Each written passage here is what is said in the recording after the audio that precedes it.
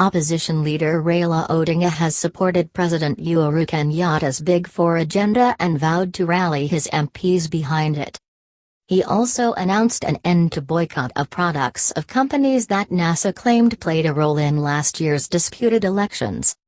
The boycott, dubbed #Resist campaign, was launched last year in November after a protracted electoral crisis that saw Kenya become the first African country, and the fourth in the world, to have its presidential election results annulled.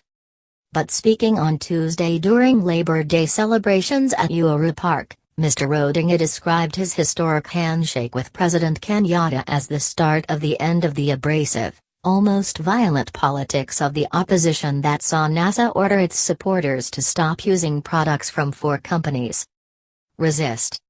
NASA had asked its supporters to resist products from the Kenyatta family-owned Brookside, giant telecommunications company Safaricom, leading cooking oil manufacturer Bidco, and billionaire Kirubi's Haco Industries for what it said was abetting the installation of an illegitimate regime. Last year, we told our supporters to boycott products from Safaricom, Bidco, Brookside, and Haco.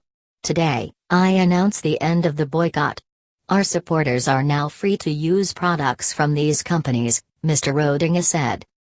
Though it had been billed as the coalition's next big thing after the elections, it did not pick up as fast as they had wanted, with some of the NASA principals suggesting it was a one-man decision.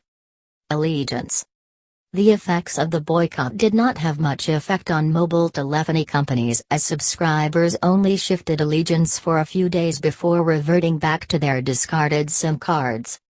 Also, in a market flush with multi-SIM handsets, some of those who were sympathetic to the resistance movement still retained an active Safaricom signal even after making competitor networks their primary service providers.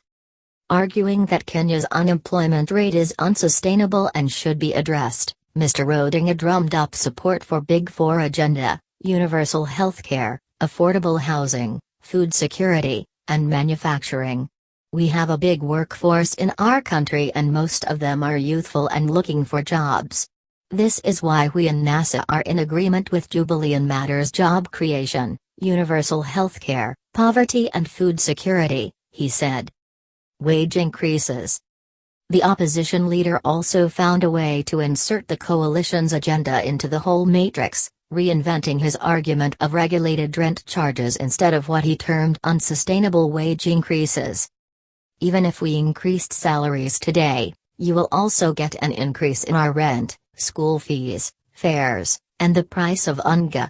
In the end, the raise will be for nothing, he explained. That is why NASA has called on all of us to talk about the cost of living.